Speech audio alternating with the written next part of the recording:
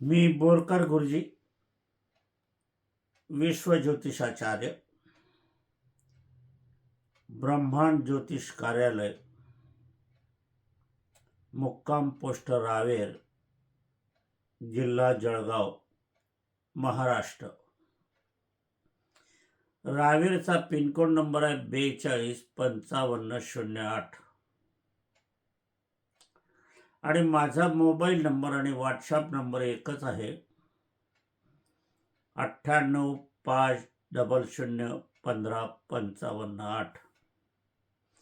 आजची तारीख आहे 17/12/2025, रात्रीचे 11:55 झाले आहे.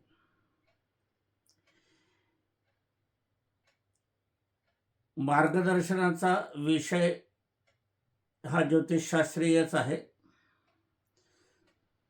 गेले 4 दिवस अनेकांनी मला विचारणा केलेली आहे विवाहाविषयी.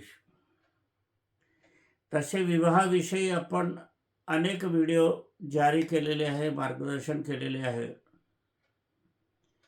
परंतु पुनरपी काही जणांना त्याची माहिती नाही, कल्पना नाही. म्हणून त्यांना आज मी सांगितलं की आज मी तुमच्या मनामध्ये जे प्रश्न आहे,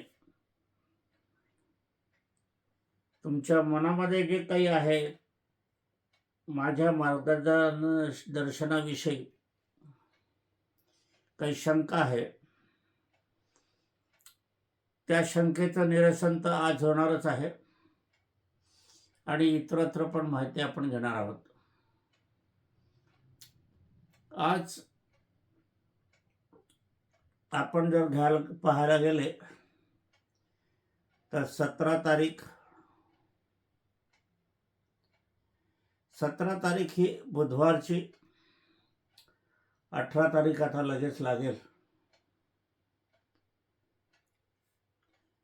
कार्यक्रम सुरू होण्यापूर्वी माझी पत्नी स्वर्गीय सौ निर्मलाबाई बोरकर यांना अभिवादन करूया आणि आजच्या कार्याला सुरुवात करूया.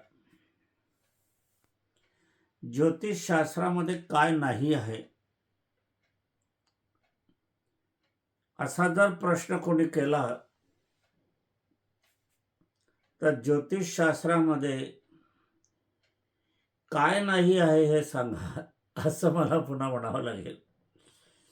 कारण ज्योतिषशास्त्रात सर्व आहे, विज्ञानामध्ये नाही आहे. विज्ञानाला मर्यादा आहे, ज्योतिषशास्त्र अमर्याद आहे.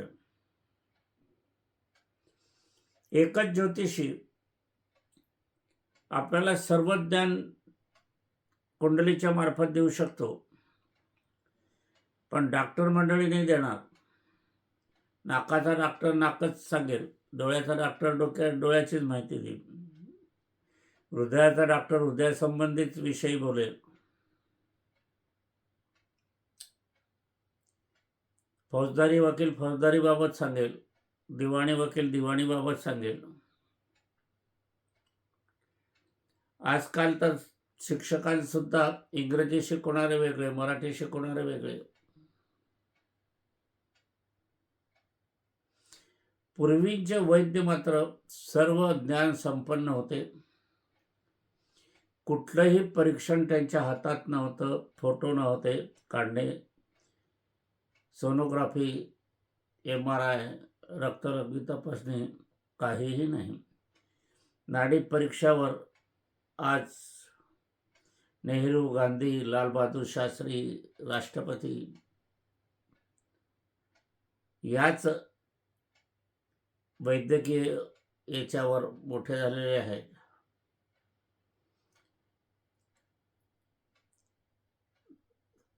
विज्ञानाला मर्यादा आहे, ज्योतिषशास्त्र अमर्याद आहे. कुठलाही विषय घ्या तुम्ही. आजचा विषय अनेकांनी विवाहाविषयी सांगितलेला आहे आणि आज विवाह समस्या झालेली आहे. अनेक तरुणांना मुली मिळेनाशा झालेल्या आहे, लग्न होईनासं झालेलं आहे, मुलींची संख्या कमी होऊ लागलेली आहे आणि याला सर्वस्वी जबाबदार विज्ञान आहे. विज्ञानाने मुलीचं प्रमाण घटवलेलं आहे. अबार्शन केलं गेलं आहे विज्ञानाने. अनेक मुलींचं मृत्यू त्यांनी दिलेला आहे. मृत्यू दिलेल्या म्हटल्यापेक्षा मारलेले आहे, खून केला आहे असं म्हटलं तरी चालेल. आणि याचा परिणाम आज सर्व समाज भोगत आहे. खेडोपाडी आपण जर पाहायला गेले तर कित्येक तरुण 30, 35, 40, 45, 48, 55 पावतर पण विवाह होत नाहीये. याला सर्वस्वी विज्ञान कारणीभूत आहे. गर्भपाताचं अतोनात गर्भपात केले गेले आणि मुलींची संख्या कमी केली गेली. आणि हे सुशिक्षितांनीच केलं. ज्यांना आपण देव परमेश्वर मानतो अशा लोकांनीच हे केलं. कुठल्याही वैद्याने नाही केलं.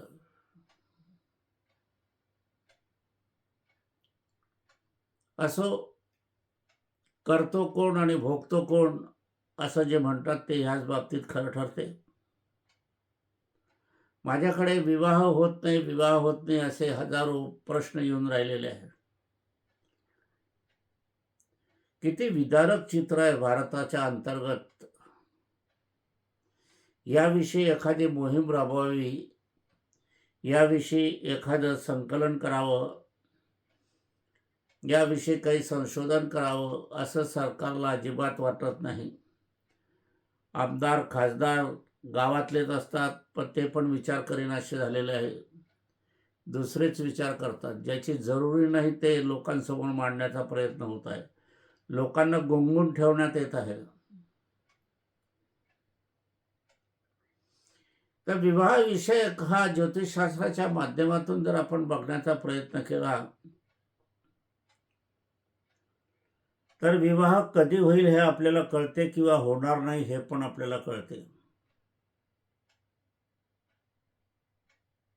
मुलींच्या बाबतीत आणि मुलांच्या बाबतीत ज्योतिषशास्त्र थोडंसं वेगवेगळं आहे. विवाहाविषयी पाहायचा असेल तर प्रथम विवाह आहे का, तर याच्यासाठी ज्योतिषशास्त्राची सूत्र वेगळी आहे. साखरपुडा मोडलाय का, मग याच्यानंतरची सूत्र ज्योतिषशास्त्रात वेगळी आहे. त्याच्यातून आपल्याला विवाह कळतो. घटस्फोट झाला आहे का, त्याच्यासाठी वेगळं प्रकरण आहे ज्योतिषशास्त्रात. घटस्फोट काही जाती समूहाला खाजगीरित्या करता येतो, काहींना बंधन आहे कायद्याचं, कायद्यामार्फत करावा लागतो. तर याच्यातही दोघं फरक आहे आणि त्याच्यानुसारच ज्योतिषशास्त्राचं सूत्र वेगवेगळं आहे. आता हे इतकं सूक्ष्म शास्त्र आहे. आता हे बघण्याला जाणकार ज्योतिषाचीच आवश्यकता असते. काही प्रमाणात आपण जर केलं तर आज वाढती वयाची मुलं, वाढती वयाची मुली पण आहेत. मग शेवटी काय येतो की कंटाळा येतो, की नकाराची भूमिका होते. आता मला विवाहच करायचा नाही, स्थळ आलं तरी नाही सांगून द्या. कसं होणार, पुढील पिढी कशी तयार होणार याची चिंता ना सरकारला आहे, ना पुढाऱ्यांना, ना नेते मंडळींना, ना मंत्रीगणांना आहे. मला रात्री झोप येत नाही ह्या प्रश्नावर, कारण माझ्याकडे अनेक प्रश्न विवाहाचे जास्त आहेत. आता वाढत्या वयात विवाह आणि त्यात पुन्हा संतती समस्या निर्माण होतात. त्यात घटस्फोटाचे प्रकार वाढू लागलेले. कोर्ट कचेरीत पाहायला गेले तर तुम्हाला ह्याच केसेस अधिक दिसतील. पण ह्यासाठी काय करायला पाहिजे आपण?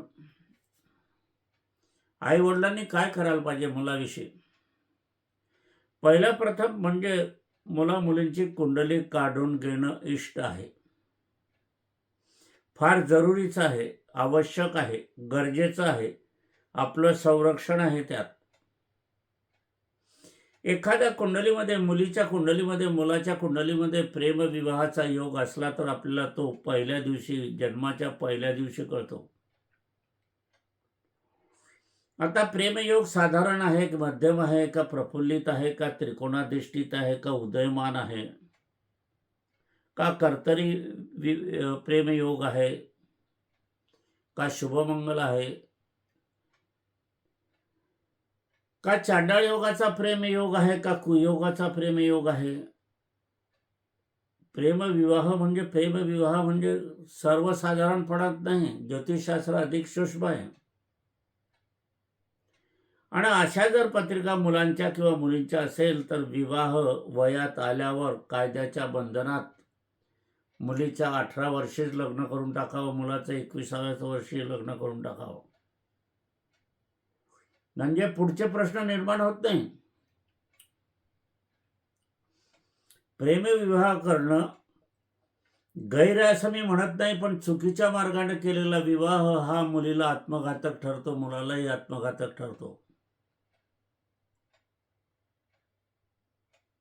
कारण हे वय अल्लड असते, त्यांना विवाहाचं, संसाराचं काही गणित माहीत नसते. केवळ एक आकर्षण, एक वासना, त्यालाच हे प्रेम समजतं आणि त्याच्यातून मग भटकंती सुरू होते. म्हणून ज्योतिषशास्त्रामध्ये कुंडलीला महत्त्व दिलं गेलेलं आहे फार. परंतु कॅम्प्युटरच्या कुंडली ह्या जे भरलं असेल ते बाहेर येते. जन्मांक ज्या मुखपृष्ठावर आहे, जन्माक्षर ज्या मुखपृष्ठावर आहे त्या कुंडल्या अपूर्ण असतात, त्याच्यात विवाह योगाचं काहीही माहिती नसते.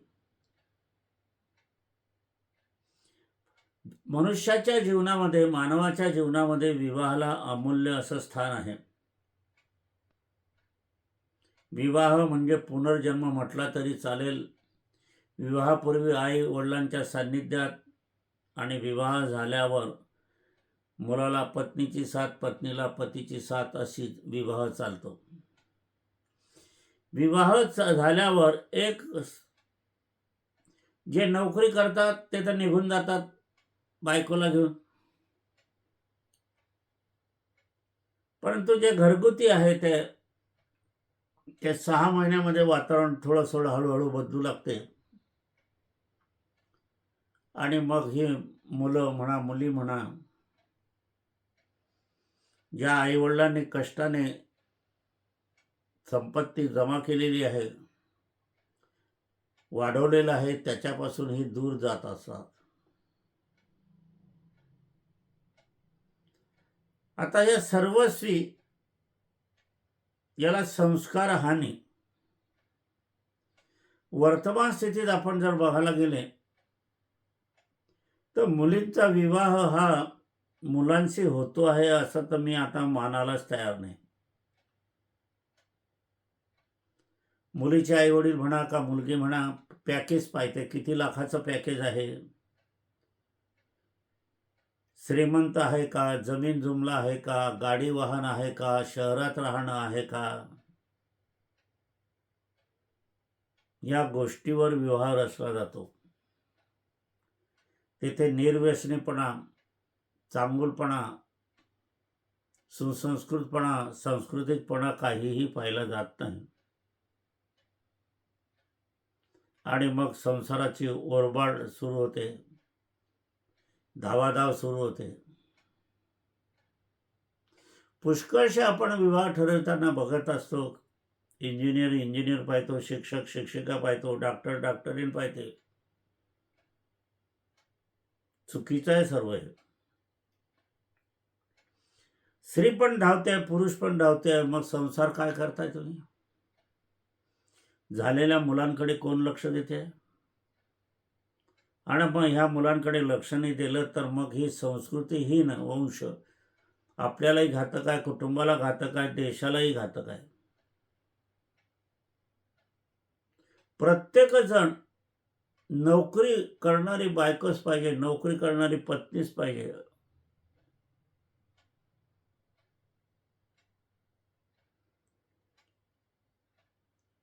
मी नोकरी करणारी पत्नी नाही केली, माझ्या 2 मित्रांनी नोकरी करणारी पत्नी केली. मला त्यांनी नावं ठेवली, पण शेवटी ते जीवनात हारले आणि त्यांचा मृत्यू पण झाला.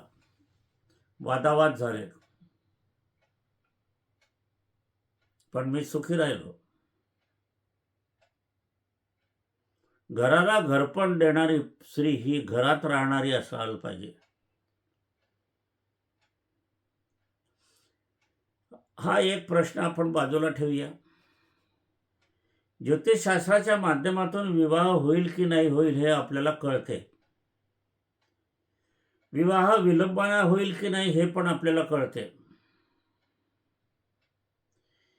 आपल्याला पत्नी कशी मिळेल, आपल्याला पती कसा मिळेल याचं वर्णन सुद्धा आपल्याला ज्योतिषशास्त्राच्या माध्यमातून मार्गदर्शन होते, केलं जाते.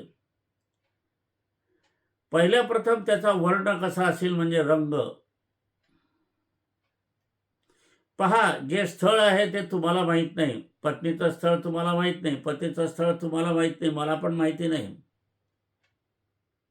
तुम्ही जातीपातीचे आहात, कोणत्या जातीच्या, पातीच्या, धर्माच्या, गिर्माच्या आहे, आम्हाला सर्वजण सारखे असतात. कुठल्या रंगाचा पती मिळेल, कुठल्या वर्णाचा पती मिळेल, कुठल्या स्वभावाचा पती मिळेल, कुठल्या स्वभावाची पत्नी मिळेल, ते संसार करेल की नाही, मुलगा संसाराला उत्कृष्ट आहे की नाही, संसारात लक्ष देणारा आहे का मुलगा, प्रवृत्ती कशी राहील मुलामुलींची, आवाज कसा राहील, स्वभाव कसा राहील, संतापी राहील, तापट राहील, क्रोधी राहील, मन मिळावू राहील, चंचल राहील, धार्मिक राहील, श्रद्धावान राहील, सात्विक विचार राहील. स्वभाव गुण सुद्धा जाणकार ज्योतिषी तुम्हाला सांगू शकतो. एवढं असल्यावर तुम्हाला माहित नाही, मला माहित नाही, कुठल्या दिशेचं स्थळ मिळेल.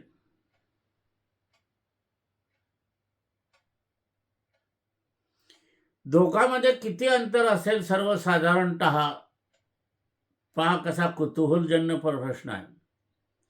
विज्ञानाचं उत्तर देऊ शकणार नाही. सोनोग्राफी करा, MRI करा, CT स्कॅन करा, डॉक्टर थेटोस्कोप तुम्हाला लावील, तुम्हाला पत्नी कशी मिळेल हे नाही सांगू शकणार. इथं ज्योतिषी सांगेल.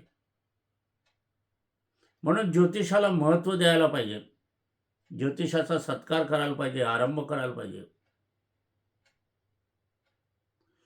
तुमचा विवाह हा ज्योतिषी ठरवतो.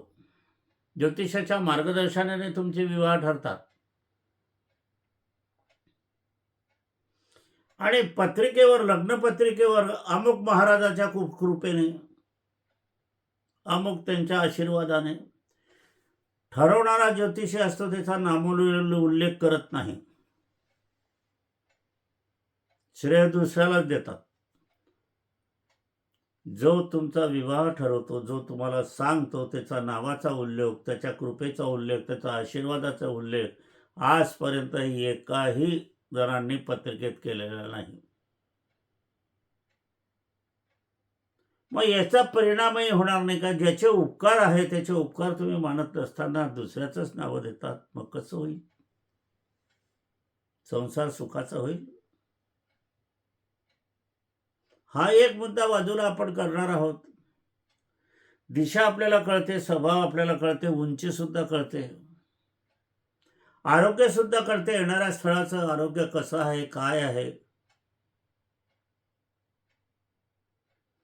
येणाऱ्या स्थळांना नाकारलाय का अनेकांनी? आपल्याला जे स्थळ आहे आग्रह करते, मग त्यांना इतरांनी नाकारलं आहे की काय हे पण कळते. हे पण ज्योतिषशास्त्र आपल्याला मार्गदर्शन करते की नाही बा, हे स्थळ आहे पण याला बहुतेकांनी नाकारलेलं असं हे स्थळ आहे.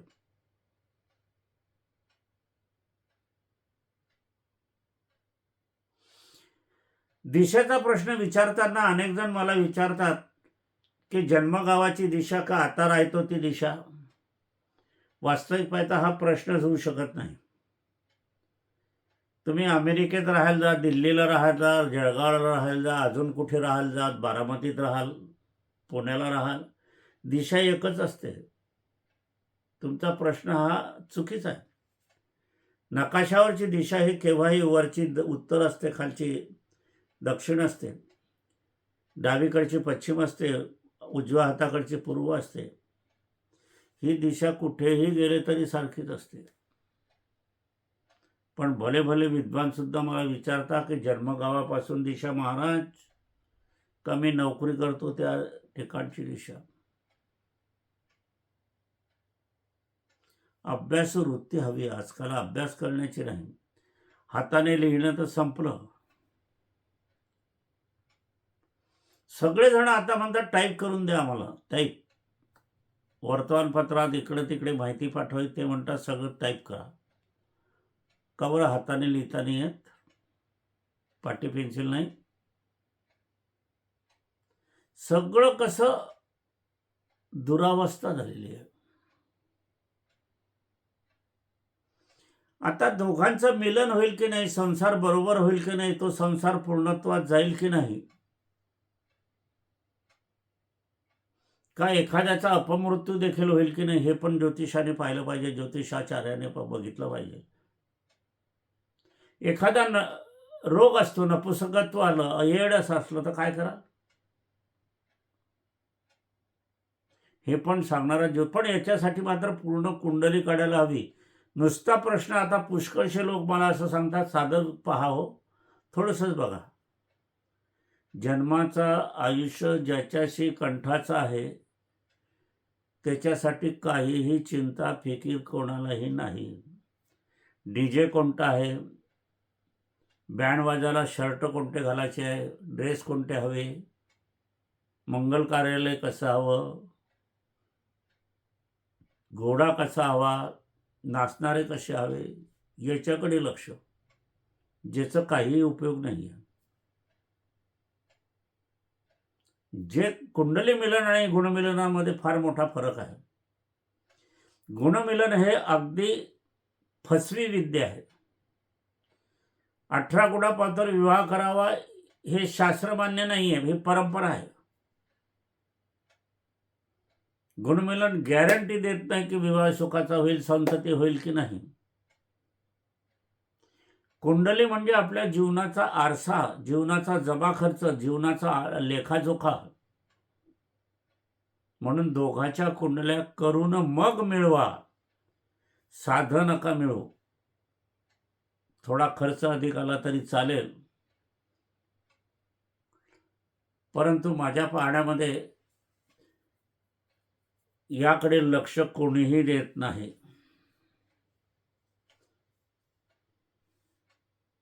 दुर्दैवी आहे. आणि मग मागून घटस्फोट झाला, कोर्ट कचेरीच्या वाऱ्या झाल्या, तिथे अतोनात खर्च झाला, पत्नी माहेरी जाऊन बसली, पैशाचे व्यवहार अडकले, पैशाची देवाणघेवाण मागणी होऊ लागली, त्याला मग सामोरं जावं लागतं. आणि मग इकडे वय वाढते आहे, मग दुसरा विवाह कसा होईल? पहिल्याच विवाहाला चिंता आहे तर दुसरा कसा होईल, याचा विचार कोणीही करताना दिसत नाही.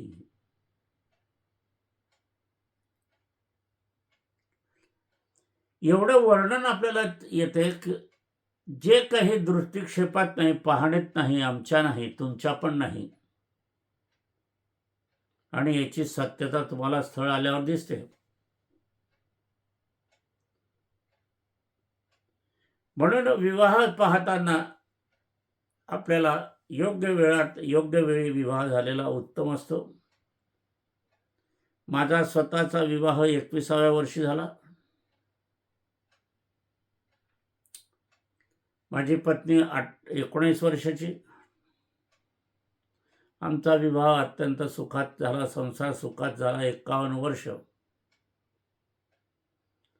आमचं गुणमिलनामध्ये जमत नाही, संसार होणार नाही, घटस्फोट होईल, संतती होणार नाही, वाद होईल, जमणार नाही, तुटणार. परंतु कुंडली मिलनामध्ये 125% आमची दोघांची कुंडली होती. 2 मुलं आहे, 4 नातू आहे. पणती पण झाली, आता दुसरी पण होण्याच्या मार्गावर आहे, पंजोबा झालो आहे. हे कुंडली मिलनामुळे. गुणमिलन पाहिलं असतं तर नकारच दिला असता, जाऊ द्या बा, मग ही मला देवी मिळालीच नसती.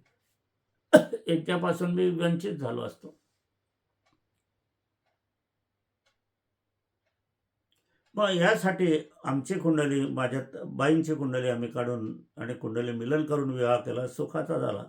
मी प्रत्यक्ष अनुभव घेऊन मी इतरांना मार्गदर्शन करतो, नुसतं मार्गदर्शन नाही करत.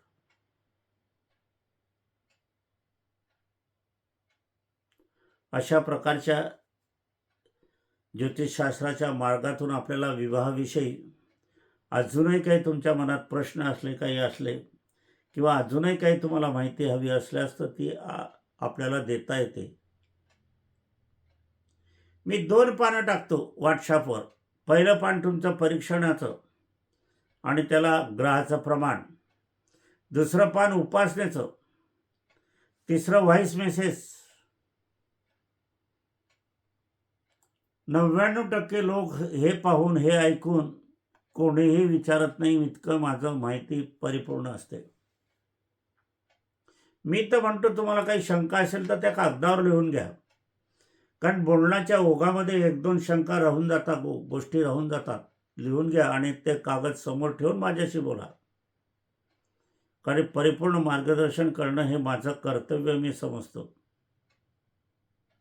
व्हिडिओ मार्गदर्शन आपण बघायला गेले, 12:21 झाले, 18 तारीख सुरू होऊन गेली आहे. 78 वय आहे, काही गरज नाही मला, पण नाही, माझ्या पत्नीचं मार्गदर्शन, तिने सांगितलं होतं शेवटचा शब्द, माझं कार्य करा, मी त्याला बांधिलकी आहे, मी शब्दाला जागणारा मनुष्य आहे. लक्ष्मीच्या मागे लक्ष्मी ही आहे. पैसा म्हणजे लक्ष्मी नाही, सोने चांदी म्हणजे लक्ष्मी नाही, घरदार म्हणजे लक्ष्मी नाही, जमीन जुमला म्हणजे लक्ष्मी नाही. त्या निर्जीव वस्तू आहे. सजीव माझी पत्नी आहे.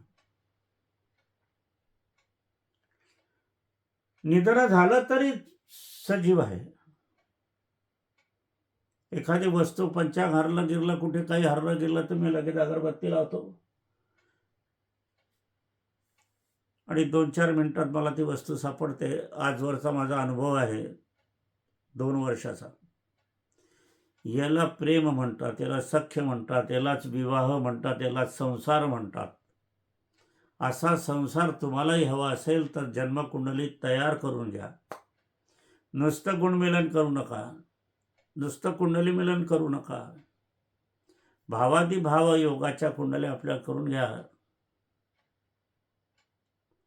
आणि एवढं पटत असेल तर ह्या कानाने ऐकून डोक्यात घाला, नाहीतर दुसऱ्या कानाने सोडून द्या. माझं काहीही म्हणणं नाही, कारण करणं तुम्हाला आहे, मला नाही. आज मी करेन, उद्या मी या पृथ्वीवर मी नसेल. 78 वय हे लक्षात घ्या, तरी मी कार्य करतोय या शक्तीमुळे. डोळ्यात अजून टीक आलेली नाही, दात शाबूत आहे, केसावर झुलपे आहे, साखर नाही, डायबिटीस नाही, संधिवात नाही, मानपाट दुखत नाही, थोडासा मध्ये मध्ये ताप गीप येतो. तो कशाचा येतो? तो जागरणामुळे, कारणामुळे. तुमचा मनस्ताप मला येतो, कारण आम्ही भावनाशील आहोत, विसरणारे लोक आम्ही नाही. आणि ह्या वयामध्ये काय करायचं आहे? काही ठेवून द्यायचं आहे, काही देऊन जायचं आहे आपल्याला. तुमच्यासारखी माणसं सदिच्छा आहे माझ्या पाठीशी, म्हणून माझं जीवन कंठन चालू आहे. खऱ्या अर्थाने तुम्ही संजीवनी आहात, तुम्ही अमृत आहात माझ्याविषयी. याचं श्रेय मी तुम्हाला देतो. सर्वांनी सुखी राहावं, संपन्नता राहावं, मनातील इच्छा पूर्ण व्हाव्या, दुःख हरावी, कष्ट हरावी, संकट हरावी, आनंदी सुखी संसार तुमचा व्हावा, तुमच्या घराण्यात सुख शांती लाभावी, उत्साह असावा, आरोग्यसंपन्न जीवन असावं, हा माझा आशीर्वाद आहे. आणि माझ्या पत्नीचा पण हे त्यांचंच कार्य असल्याकारणाने स्वर्गातून त्यांचा पण आशीर्वाद तुम्हाला मिळत आहे. असो, आजच्या कार्याला आपण इथेच विराम देऊ. माझी पत्नी स्वर्गीय सौ निर्मलाबाई बोरकर यांना अभिवादन करूया. एक सूचना तुम्हाला द्यावीशी वाटते. व्हॉट्सॲपवर कोणीही माहिती टाकू नका विचारल्याशिवाय. मी प्रत्येक व्हिडिओमधून सांगत असतो की मला पहिले विचारा. आता व्हिडिओ चालत असताना मोबाईल स्विच ऑफ आहे. प्रत्यक्ष बोलण्यानंतर माहिती टाका. अशी आलेली माहिती माझी जे आहे मुलं ती गाळून टाकतील, त्याचा विचार होणार नाही. आणि आजही माझ्याकडे 4 पाकिटं आले मोठे. मी 5 बाय 6 बाय 11 इंचाचं पाकिट मागतो तर ते 12 इंच 13 इंचाचे पाकिटं पाहता. आता काय म्हणावं कोणास ठाऊक. व्हिडिओ पूर्ण का नाही ऐकत? अलंकार बोरकर ज्वेलरच्या शोरूममध्ये जा. विक्रम बोरकरच्या शोरूममध्ये आतमध्ये जा. माणसं उभी राहतात रस्त्यामध्ये. त्यांच्या आतमध्ये जाऊन विचारणा करा की आम्हाला गुरुजींकडे जायचं आहे. रस्त्यात उभे राहून तुम्हाला कसं काय कळणार आहे? एवढं स्पष्ट सांगत असतानाही लोक ऐकत नाही, समजत नाही. आम्ही तुमच्यासाठी सांगत असतो सदैव. तुम्ही भ्रमात पडाल, इकडे तिकडे जाल, चुकीच्या मार्गाने जाल, वेळ वाया जाईल. तुम्ही का उभे आहे लोक शंका घेतील. असो, आता नवीन वर्षाला सुरुवात होणारच आहे. 18 तारीख आहे. असो, आपण पुढे जाऊया. आज कन्या राशी विषयी प्रसारण होतं, परंतु ते मी थांबवलं कारण विवाहविषयक विचारणा जास्त होती म्हणून. असो, माझं मार्गदर्शनात थोडासा कडकपणा येतो, तो तुमच्यासाठी, माझ्यासाठी नाही, तुमच्या भल्यासाठी. माझे शेअर, माझे विचार तुम्हाला पटत असतील, मार्गदर्शन आवडत असेल तर इतरांना शेअर करा. इतरांना लाभ मिळू द्या. तुम्हाला पुण्याचा लाभ मिळेल, मला समाधान प्राप्त होईल. इतरांना सांगा. ज्योतिषशास्त्राविषयी जे नाकर्तेपणाची भूमिका मुलांची आहे, मुलींची आहे, उपासना आराधनात मुली करणार नाही, मुलं करणार नाही, असं अनेक पालक सांगतात. मोबाईल चालवता येते, TV चालवता येतो, इकडे तिथे हुंडडता येते, आणि उपासना कराल काय? घराण्याविषयी, परंपराविषयी, संस्कृतीविषयी अभिमान बाळगायला हवा. उपासना तुम्ही तुमच्यासाठी कराल आणि त्यातून तुम्हाला लाभ मिळणार आहे, आनंद मिळणार आहे, समाधान मिळणार आहे. जरा करून तर बघा. हॉटेलमध्ये जाताना एखादी नवी डिश तुम्ही मागवता की नाही? मग कुटुंब धरून चालायला पाहिजे. असो, आज इथेच विराम देऊया. कोणाला काही मार्गदर्शनाचे विषय सुचवायचे असेल, माझे मार्गदर्शन आवडत असेल तर लेखी आपण पाठवावं, त्याचं स्वागत मी करेल. पुनरपी सर्वांना शुभ आशीर्वाद. असो.